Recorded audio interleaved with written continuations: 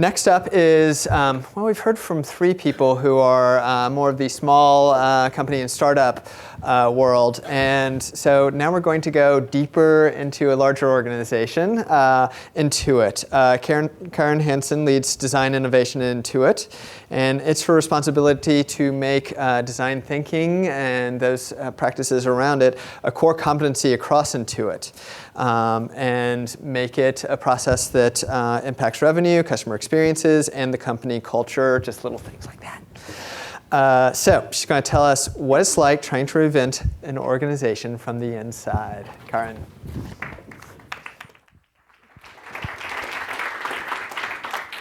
All right. So I thought we'd start by showing you some of the products we make. Intuit has about 8,000 people, and our revenue is slightly over $4 billion a year, and we've been around for about 27 years.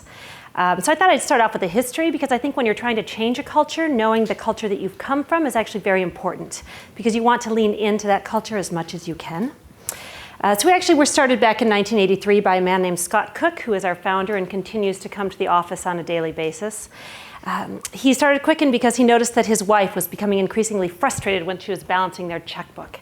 And he thought that if she had that difficulty and if that made her frustrated, there were probably a number of other people that also had that problem. So he went after that customer pain, and he hired a couple of developers, and he figured out how to solve it. And he used a lot of his research skills that he brought from Procter & Gamble to do so. And we didn't actually release Quicken until he knew that the Atherton dames, which are basically very wealthy ladies who lunch, were not only able to install Quicken, but they were also able to print out a check within 15 minutes. And when he did that, it quickly took off and became something like the number 5 best-selling software out there, just behind Lotus and WordPerfect, which tells you how long ago that was.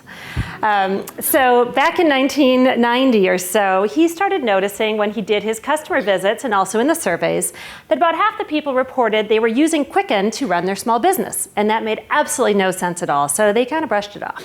And again, 6 months later, same finding. And this time, instead of brushing it off as an anomaly, he actually dove into that anomaly, and they decided to create QuickBooks, which allows you to manage your business. So QuickBooks came along, and when it was decided to be launched, it had a couple of problems, right? So it was going out into the marketplace. There were a bunch of players who were already out there. Nobody knew who QuickBooks was. We were going out at twice the price, less than half the features. We had a terrible bug in the software, namely that 30 days after you entered all of your information in, it would completely disappear, right? Which meant people quickly went to tech support hell. The good news is it was really easy because there was only one question to answer. The bad news is people were on the phone for hours. So this is, these are the players that were in the market.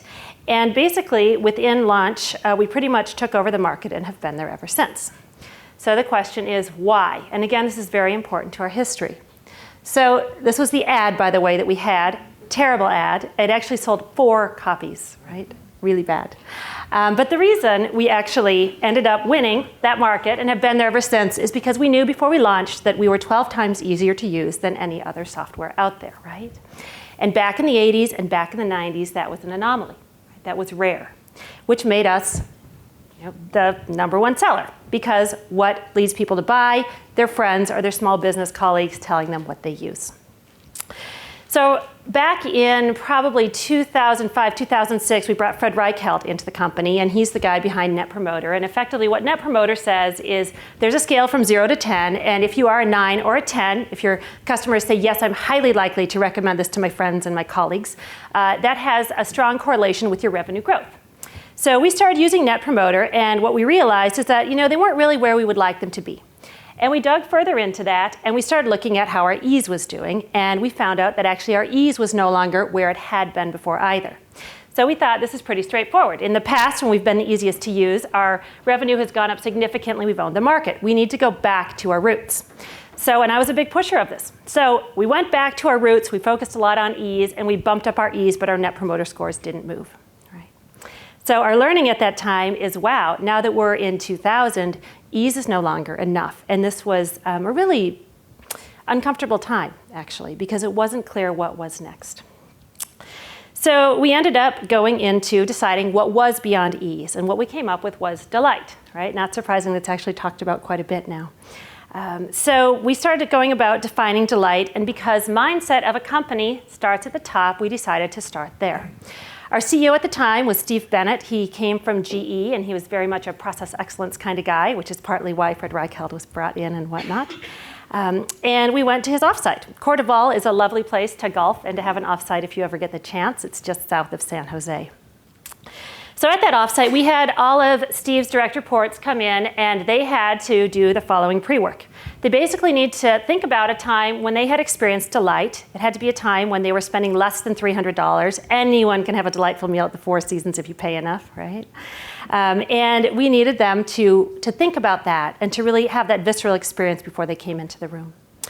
So we had them come into the room, and we facilitated a discussion about this. We had all of their information ahead of time about the products that delighted them at the time. And again, this is back in 2007. And we did our homework, and we looked at how those companies had performed relative to the S&P 500. And it turns out, on average, they had done far better than the S&P 500. And you can see some of those, if we were to carry it through today, would continue to far outperform the market, right? So that's a good thing for all the business people. So at that session, we actually worked with them to come up with a definition of delight that made sense for Intuit, and this is what we came up with. It's basically evoking that positive emotion by going beyond our customers' experience or expectations in delivering ease, which is core to our company, and also the benefit that they're buying our product for, but not just for fun, but so that people would buy more and that they would tell their friends. So we were feeling pretty good because we felt that the entire leadership team was absolutely on board. They had been a part of this, having done that pre-work themselves, actually made them have much more of a connection to it. It wasn't just words on a page, but actually meant something to them. And they could see the tie between what had delighted them and the performance, and it seemed like we were in a great spot. So then we got into phase 2, and this was probably summer of 2007, and I call it our talking phase. And our CEO, again, Steve at the time, said, look, let's make this really clear. I don't want anybody pointing fingers at who owns what.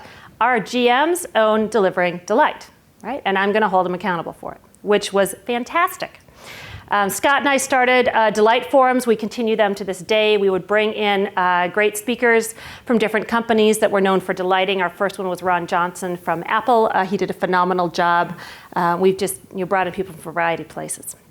After these Delight Forums, which the entire company was invited to, and about 2,500 would attend across the United States and India and the UK and whatnot, and then others would watch them from afar.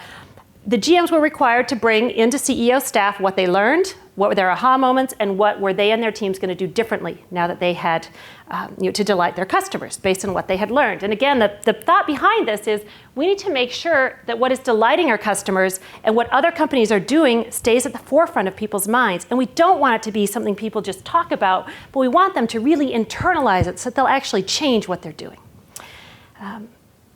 And we had a process, which it doesn't matter that you can't see it because it doesn't work at all. At least it didn't for us. But we were, very systematic. And I remember spending hours in my office with all of our designers and whiteboarding this and coming up with, really what needed to happen. And we tried to make it look iterative with all those arrows. And we tried to focus on just the critical few questions that needed to be asked. We put it in posters all around the campuses. And like I said, it went nowhere. So the issue is our senior leaders were actively on board, but our teams actually weren't doing design for delight, right? They weren't doing the behaviors that we wanted. So lesson number 3 is that, you've got to have your senior leaders on board, but having them on board is not enough, right? And so many times I think you think, well, if just the CEO would get behind this, then magic would happen, right? Yeah, so not the case for us. All right, so phase 3 became all about doing. So Bob Sutton actually has a book called The Knowing-Doing Gap. And there actually is a huge chasm between what people know they should do and what they actually do, right? So for example, me, I know I'm supposed to eat 9 fruits and vegetables a day, right? And I'm sure all of you know that too. But how many people actually did it, right? Not me. It's not the problem. It's not that I don't know I should. The problem is I'm not actually doing it. So how do you cross this chasm? So one of the things we did is we moved from having a process to having principles. So earlier you were speaking about Agile and about how many people use Agile and how there's Scrum and there's different types of it. So at Intuit, for example, we don't just use Agile, we don't just use Scrum, we use like, I don't even know how many different development methodologies, right? A lot, because we're very much not a very hierarchical organization. So people would look at that chart from before and they'd say, oh my God, it looks so big and so complicated, and how I'm gonna fit this in, and oh, what does this mean? It just felt difficult, right? But when we went to principles, like, hey, there's only 3 things you have to do. You have to get deep customer empathy. You have to go very broad in your thinking before you narrow, and you got to do that a bunch of times. And you need to experiment with your customers. All of a sudden, this becomes something you can apply to any process that you've got. So again, just to go through them, I'm sure all of you actually use these in some form or another already at your companies, knowing the customer better than they know themselves. We have a lot of different methods that we talk about. We focus more heavily on observation than on reporting, but we also speak with them. An example that we use internally to share, we always try to pull examples from outside so people can see it's not just internal, but it's happening elsewhere, is actually around paint. There was some research by a Dutch boy, and what they found is there are all these women who are trying to paint, but their hands got all sticky and it was gross, and then they, it was just something that they would not want to do as often as they might otherwise because of all the hassles that were involved, although this was certainly nothing that they ever reported. So they ended up changing the design of the package, and their sales went up something along the lines of 30 or 40%, right? So revenue increased significantly based on this one observational insight. Going broad to go narrow, who knows who this is? You get a prize. Oh, nobody knows. All right. Most people don't. It's Linus Pauling, actually. And he is actually one of 4 people who has won multiple Nobel Prizes. So it turns out he's a really smart guy. And what he talks about is, hey, in order to get a good idea, first you got to have a hell of a lot of them, right? Which I think helps, because it helps people to be less wedded to what they've come up with, right? Because ideas aren't precious. And around this, again, what y'all are doing, just make a hell of a lot of them, right? We expect you to come up with 100 ideas. We expect this team to come up with 70 ideas. And I want you to show me not only what worked, but I want you to show me the things that you threw away, because that's the type of reinforcement mechanism that helps to have this become a part of the culture. And then rapid experiments. Claudia Kochka, who's actually no longer at Procter & Gamble, but she's been very helpful to us and helpful to having us learn from what they've been doing over there. We, as a great example, multiple versions. Not surprisingly. This is actually a company out in Japan, and if you read the words very, very closely, it talks about how you need to use your childlike mind to get into the space of a 12-year-old. Before every engineering meeting, and this is a company that creates parts, like underneath the seats of cars, right? It creates physical aspects, physical things that go into cars. Every engineer has to come in with 7 different designs. Right, before every meeting. So when you've got 5 engineers at a meeting, you've automatically got 35 options. They may not be radically different from each other, but most likely many of them are, right? It's a way of forcing you to think beyond your first solution. And then, of course, storyboards. Pixar, actually, I think, is the master of this. Pixar does something crazy like storyboarding every movie, I think 8 times before they even start to use the computer, right? And they have had an unbelievable hit rate. And then finally, why are we doing D for D? This is a drawing a woman on my team put together, which is excellent, because it shows the reason we're doing design for delight or design thinking is because, well, we do it across all types of innovation. We do it because we're delighting our customers. We know we're delighting them because of our net promoter scores. And why are we doing this? Because it's growing our company. And we talk about doing design thinking or doing design for delight. It's a way to engage our employees. Who doesn't like to be with customers, right? It's inherently engaging. Who doesn't enjoy coming up with a lot of ideas? So once you get into it and you get to fail and you know that none of them have to be that particularly good, because if you come up with a lot, something will work, it's very freeing. And this is how we measure our success. All right. So how do we get other people to do design thinking? I pulled together back in August of 2008, 10 people that I considered to be the best design thinkers at Intuit. And these were very strong design thinkers. I don't know everybody at the company, but these were the 10 that I knew of. So I pulled them together and I had them focus on what's our strategy going to be for getting people to go from talking about this stuff to actually doing it, right? And we tried a lot of things. I got their managers to give me 2 days a month of their time. Many of them did not directly report to me. They were in various business units. And many of them were designers, but not all. And we started experimenting. And we failed a bunch, and we succeeded some. And what we found is that overall it was very effective to get people to actually do design thinking, to get them to do that deep customer empathy. Talking is cheap, as I say as I'm speaking, right? So after about a year, we realized that this seemed to be working, and so we wanted to scale it. And so we started to get larger. So this shows in the beginning. We went up in our fiscal year 10, which is August of 09 until July of 10. We went up to 75 catalysts. And then we moved on over to about 125. We just finished training in early February. And these catalysts all have the same charter. Their charter is to get more people doing design thinking. All of their managers have agreed they're going to give me and my team 2 days a month of their time on average.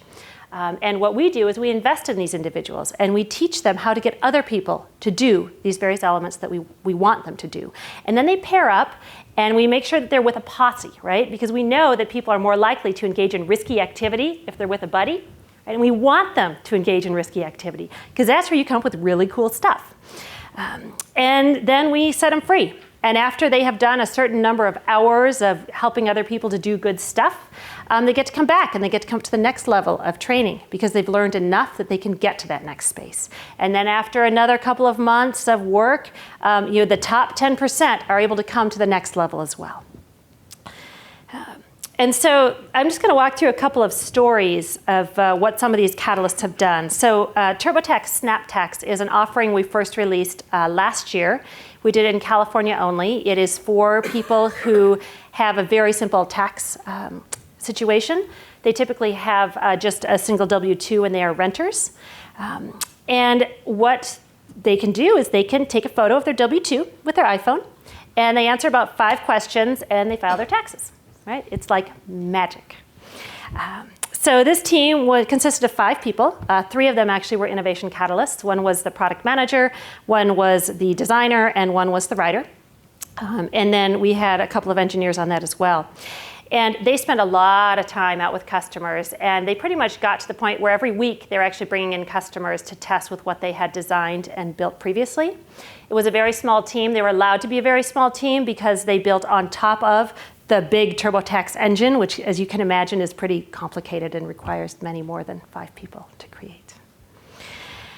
So the upshot is this year they actually have 4.5 stars, both on Android and also on the iPhone. And the Net Promoter Score I can't share, but it is amazing. Like when I heard it, my jaw dropped, right? Which is really fun. And the team felt great about it, right? They felt great about it the whole time they were creating it, the whole time they were in Starbucks trying to figure out if people's cameras would get enough light to take the photo. Because 2 years ago when they first launched it, the iPhone 4 wasn't actually out, and it didn't have the same capabilities in that camera as it does now. So those were some catalysts. So here's another example of catalysts. It's actually out in India. So the way that Intuit thinks about our business, we look for big unmet customer needs. And we try to figure out if we can solve them well. And we tend to focus on areas of finance. So out in India, the teams on their unstructured time, which is 10% of everybody's time, is spent doing whatever they're interested in. They realized that there was quite a bit of pain for farmers. And they found this out because there were farmers that were committing suicide, and that was in the newspapers. And when they went out and they dug into it further, they found that there were a lot of farmers, especially those with perishable goods, meaning tomatoes and other types of produce that would tend to rot if it weren't kept in a refrigerated location. And they realized that these farmers were not getting a lot of money for it, and many of them were very much on the edge of, in some cases, basically starvation. So they went out there and they decided to learn the whole system. And what they found is that the farmers would grow their produce, and they were in a rural area, and they would often have maybe 2 different markets they could go to. And they had to choose which market they were going to go to because they didn't have time to go to one market on these really crummy roads and then realize the price wasn't very good and then go over to a different market, right? So they would choose a market, and once they were there, they would meet with the Mandi agent. And this agent would kind of tell them the price of tomatoes, right? All that was done very secretively. So you would literally see the guy there, the Mondi agent, and you'd see the farmer, and they would have a piece of cloth over their hands, and they would be like telling them the price underneath the cloth, right? So no words, no one could see. There was zero transparency.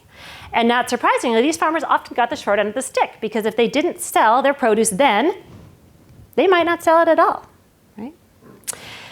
So the team went out, they thought about what they could do. They came up with a whole bunch of different ideas. They ended up narrowing on an SMS text solution because most of the farmers actually had a phone, not necessarily a smartphone, but they all had phones.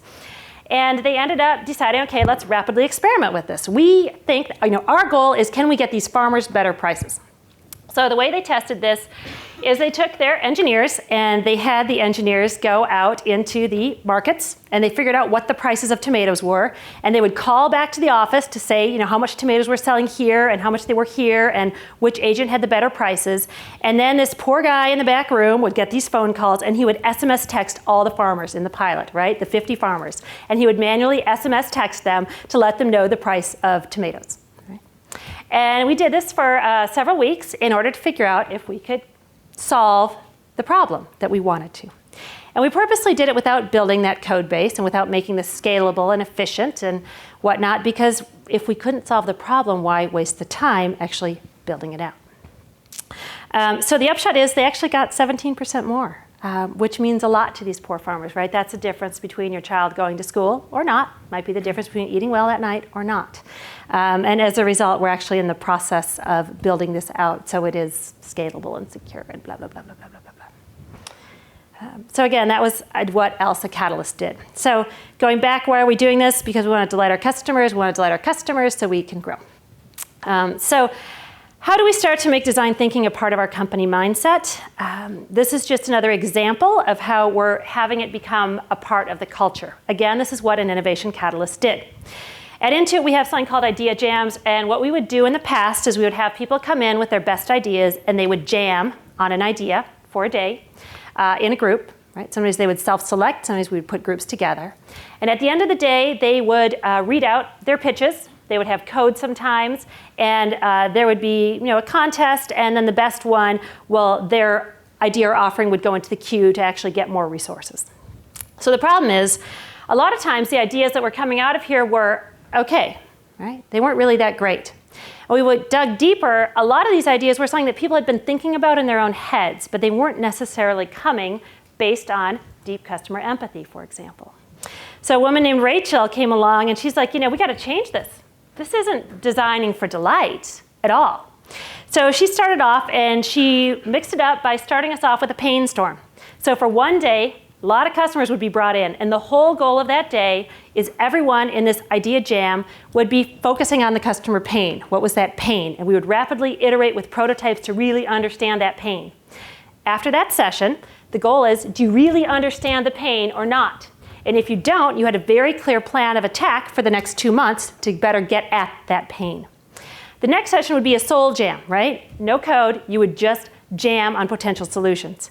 Again, we'd have 20 customers there that you would be rapidly iterating with, sometimes on an hourly basis. And then a month or so later, you would realize you'd done the work you needed to in between. You'd come back for a code jam where you'd actually build out your ideas, and then the customers would judge, right? Much better process and a much better way of making sure that design thinking is ingrained in the culture. So we tried to look for operating mechanisms that already existed, and how could we help shift them 10 degrees to make them even stronger. This is our ultimate vision, is we want D for D in our DNA by 2015, which means my team and I can all walk away, and Intuit will never go back, right? It's a big vision, and who knows if we'll get there by 2015 or not, but we surely want to. This just shows a couple of the other levers that are in the system. So Innovation Catalyst obviously is a big one. We've also integrated closely into our leadership training program. We have a fairly robust and mature leadership training program for our superstars. We've got Fast Path 1 and Fast Path 2, and we've got Directors College. And in all of this, we've actually integrated design thinking, but not talking about it, actually doing it. So one of the things we found out early on is in these sessions, the teams at a leadership training program would go away for 5 days. As part of that, they would be given a problem that the company wanted to solve. Right? And we would send our innovation catalysts in to help coach them through what they were doing, to help them figure out when to go broad and when to go narrow. And our CEO noticed that when Design for Delight started to be integrated into our leadership training program, the solutions that were coming back to him were significantly better, right? Which meant now design thinking is integrated into all of our leadership training programs. So now all of our rising stars absolutely know about it, and now we've got the catalyst going so we can just match them up, right? To make great things happen.